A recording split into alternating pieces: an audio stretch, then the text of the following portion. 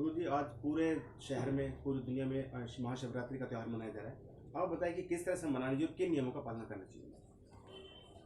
बहुत सुंदर प्रश्न आपने किया है। आपके चैनल के माध्यम से मैं समस्त धर्म प्रेमियों को, मैं महंत मुनिराज मेरी धाम सिद्धपीठ से शिवरात्रि के बारे में कुछ निर्देश देता हूँ। इसको महाशिवरात्रि कहते हैं। 3 प्रकार की रात्रियाँ होती हैं। दैनिक रात्रि होती है, एक शिवरात्रि होती है, एक महाशिवरात्रि होती है। दैनिक रात्रि मोहरात्रि होती है, जिसमें हम शयन करके आधा जीवन व्यतीत कर देते हैं, मोह निंद्रा में सो करके। एक शिवरात्रि होती है प्रत्येक महीने की, जो चतुर्दशी होती है कृष्ण पक्ष की, उसको शिवरात्रि कहते हैं, जो कल्याणकारी होती है। और जो फाल्गुन कृष्ण पक्ष की जो चतुर्दशी में है, महाशिवरात्रि इसको कहते हैं। महाशिवरात्रि में महाकल्याण करने वाली, जो शिव और शक्ति को की द्योतक है, प्रतीक है। इसमें भगवान शिव शंकर जी का विवाह महोत्सव भी मनाया जाता है। महाशिवरात्रि जीवन का कल्याण करने के लिए भगवान भोलेनाथ ने बनाई है। इसके अंदर में जैसे प्रातःकाल उठ करके और व्रत करना चाहिए। व्रत माने एक व्रत कहते हैं बंधन को। आवृत्ति कुछ प्रकार की रहनी चाहिए कि सात्विक प्रवृत्ति को धारण करके, जैसे एकादशी का व्रत रखते हैं उसी प्रकार से व्रत को रखना चाहिए। जहाँ तक हो सके निराहार और निर्जल रहे। यदि किसी प्रकार से कोई अवस्था के अनुसार या व्यवस्था के अनुसार, देश काल परिस्थिति के अनुसार, या बालक वृद्ध रोगी, इनको जो छूट दी है इन्हीं के अनुसार अगर नहीं रह सकता है तो कुछ फलाहार लेना चाहिए। इसमें रात्रि में जागरण करना चाहिए। महाशिवरात्रि को 4 पहर की पूजा होती है।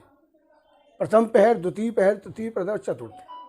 8 बजे से लेकर प्रातः काल के 4 बजे तक 4 पहर होते हैं। इन 4 पहर की 4 पूजा की जाती हैं। इसके अंदर में विशेष करके बेल पत्र का और बेर फल का भगवान को अर्पण करना चाहिए।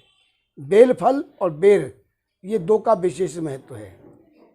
इसका कारण विशेष है क्योंकि इस समय मौसम भी, जो ऋतु है वो परिवर्तन करती है, तो उसके अंदर में ज़्यादातर बीमारियां फैलती हैं।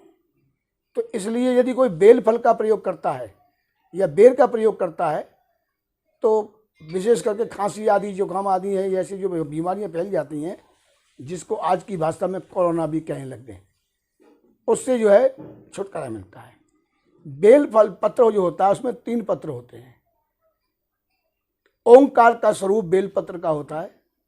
ब्रह्मा, विष्णु और महेश 3 हमारे यहाँ प्रधान देव हैं। इन तीनों को प्रणव के अंदर में एक सूत्र में बांधने वाला बेल पत्र होता है।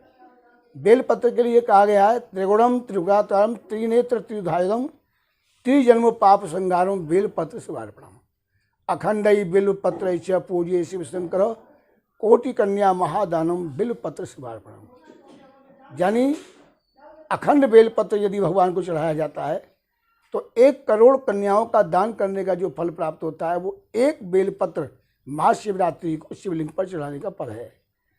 लेकिन उसमें कोई छिद्र नहीं होना चाहिए, खंडित नहीं होना चाहिए। उसमें 3 गुण होते हैं, 3 विशेष कायिक, वाचिक, मानसिक 3 फल होते हैं। आदि दैविक, आदि भौतिक, आध्यात्मिक 3 प्रकार के ताप होते हैं। कायिक, मानसिक, वाचिक, मानसिक 3 प्रकार के जो पापों को दूर करते हैं। तो उसके अंदर में सात्विक, रजोगुण और तमोगुण, तीनों प्रकार के गुण प्राप्त होकर के तीनों प्रकार के अवगुणों को दूर करने वाला ये बेलपत्र होता है। तो इस बेलपत्र शंकर भगवान को चढ़ाना चाहिए। विशेष करके गंगा जल अगर मिल जाता है तो बहुत बढ़िया है, नहीं तो उसके अंदर में कच्चा दूध जल में मिला करके शंकर जी को चढ़ाना चाहिए। इस प्रकार से जो बेलपत्र को चढ़ाते हैं या बेल फल चढ़ाते हैं या अन्य अखंड ऋतु फल, जिसको श्रीफल कहते हैं, नारियल कहते हैं, अखंड ऋतु फल चढ़ाने से निश्चित रूप से माँ लक्ष्मी ही प्रसन्न होती है। समस्त देवताओं में शंकर भगवान ही एक ऐसे हैं जो मन वांछित फल को देते हैं। इनको आशुतोष भगवान भी कहते हैं, औघड़ दानी भी कहते हैं। आशुतोष माने तुरंत देने वाले, और औघड़ माने जो ना वस्तु देने वाली है वो भी दे देते हैं। उदाहरण के लिए आप सब लोग जानते हैं, जैसे भस्मासुर ने भगवान से कहा कि मैं जिसके ऊपर हाथ रख दूं वही भस्म हो जाए, ऐसा वरदान दे दें। तो बिना विचार किए भगवान ने उनको तथास्तु कह दिया, और उसके कारण वो स्वयं भी मुसीबत में पड़ गए।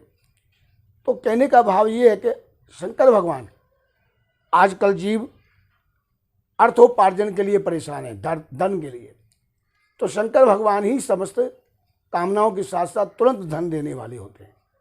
इसलिए इनकी धन की कामना से या अन्य कामना से कोई भी व्रत करते हैं, पूजा करते हैं, वो निश्चित रूप से उनको फल की प्राप्ति होती है।